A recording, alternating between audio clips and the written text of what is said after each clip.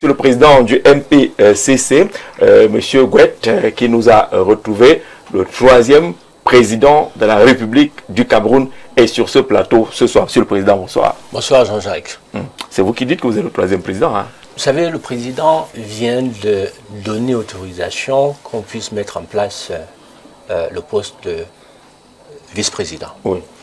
Et tel que vous le savez, le président de la République a eu le pouvoir sur des mains du président Amadou Ahidjo, voilà, qui a fait de lui le deuxième président. Et tel que vous le savez aussi, vous m'avez reçu sur ce plateau avant les élections, vous m'avez reçu plusieurs années en arrière. Également, j'ai toujours tendu la main au président de la République en lui disant, en lui demandant de donner la chance au peuple camerounais de pouvoir avancer, de passer aussi le témoin à un autre Camerounais. Aujourd'hui, le président a 93 ans. À 93 ans, il a été élu parce qu'il était celui-là qui a incarné la paix et la cohésion sociale. Donc, à ce titre-là, les Camerounais ont voté pour lui. Moi-même également, bien que ayant été éliminé injustement de cette élection présidentielle, je me suis dit, Gouet, vous avez parcouru le monde avant même cette élection présidentielle, depuis au moins une dizaine d'années, à contacter des partenaires, parce qu'en fait, une élection présidentielle, on ne se lève pas un matin pour dire je vais être président. Pour être président à une élection présidentielle, je suis passé par plusieurs étapes. Je suis retourné sur les bancs de l'école apprendre la diplomatie et les relations internationales. Je suis chercheur aujourd'hui, mais je prépare également une thèse en géopolitique et géostratégie. Et tel que vous voyez vous-même le monde d'aujourd'hui, qui est un monde qui est devenu violent, dans lequel les gens ne respectent plus rien du tout, il faut des hommes d'État.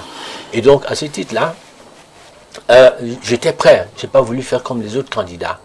C'est-à-dire qu'il faut aller chercher des investisseurs. J'ai été chercher des investisseurs sur les secteurs pour lesquels les Camerounais ont des problèmes. On a des problèmes d'eau, on a des problèmes d'électricité, on a des problèmes d'infrastructure, on a des matières premières au Cameroun. Et toutes ces matières premières, il faut les industrialiser, il faut transformer, ainsi de suite. Alors, donc, ayant été d'une manière injuste repoussé de cette élection présidentielle, parce qu'effectivement, les renseignements et tout ça, ils se sont dit, Gouet est le candidat le mieux préparé pour affronter bien cette élection présidentielle, on m'a recalé.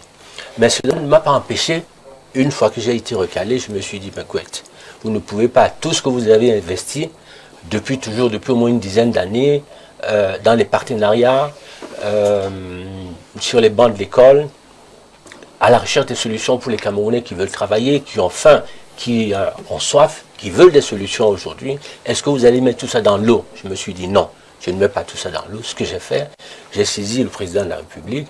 À l'époque, j'avais également rendez-vous avec Issa Tiroma, j'ai saisi Belou Bouba, donc plusieurs candidats qui étaient à la course à cette élection présidentielle. Les autres candidats, je n'ai eu aucune réponse. Du président de la République, de son cabinet, les gars m'ont dit, Monsieur le Président, venez. Le président a été attentif à votre offre, qui effectivement, dans mon offre, je lui apporte notre vision. Voilà, une fois qu'on nous a recalé, je me suis dit non, Gouet, tu ne peux pas mettre ça dans la poubelle, apporte-le au candidat qui sera là. Donc j'ai accepté d'apporter ma vision au président de la République. Et lors de la campagne, j'ai dit aux Camerounais, votez pour le président de la République, parce que nous serons à côté du président de la République pour lui apporter des solutions. Il a aujourd'hui 93 ans. D'accord. On ne peut pas, juste pour terminer... On va aller vite parce que voilà, peut-être pour annoncer qu'on aura l'occasion, certainement vendredi, à vous la parole, de vous écouter profondément sur cette question-là.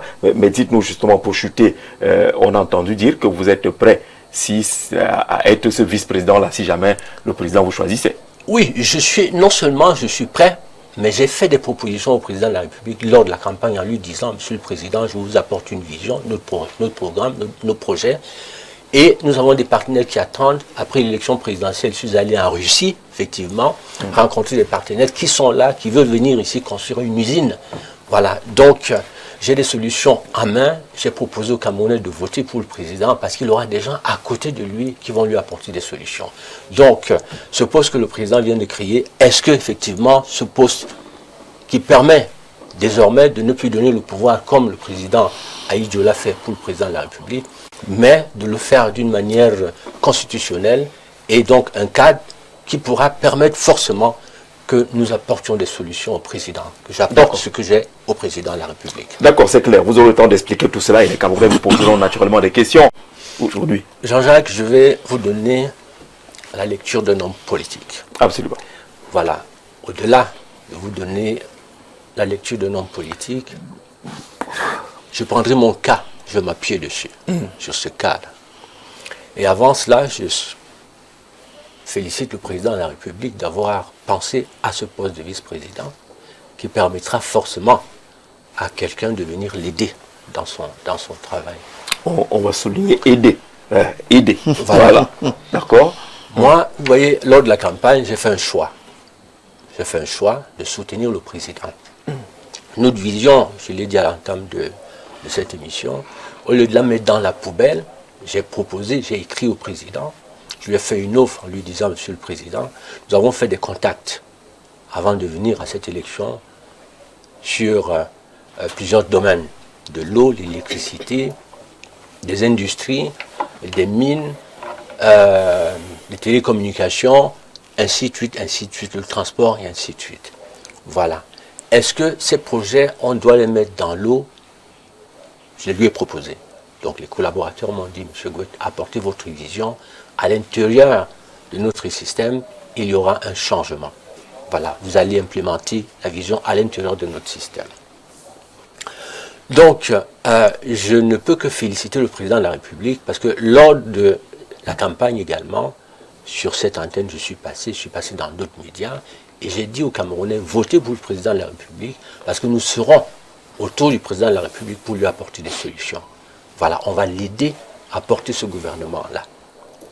Donc aujourd'hui, je suis parfaitement en phase avec le président, avec cette décision-là. Et au-delà de cela, lors de mes interviews dans plusieurs télés, dans plusieurs médias, j'ai toujours tendu la main au président de la République en lui disant, Monsieur le Président, vous avez reçu le pouvoir de main d'Ahidjo, il est temps peut-être de transférer ce pouvoir à quelqu'un d'autre. De faire la passe alors. De faire la passe, voilà, à quelqu'un d'autre. Le président, à l'époque, passer par des élections. Le président, à l'époque, je rappelle que lui, il avait dit qu'il n'est pas pour le dauphinat. Le président, il n'est pas pour la passe. C'est pour ça. Dans un pays normal. Il n'est pas pour la passe. Dans un pays normal. Le Cameroun est un pays normal. Je termine juste. À l'époque, le président a eu le pouvoir des mains d'Ahidjo. C'était une passe.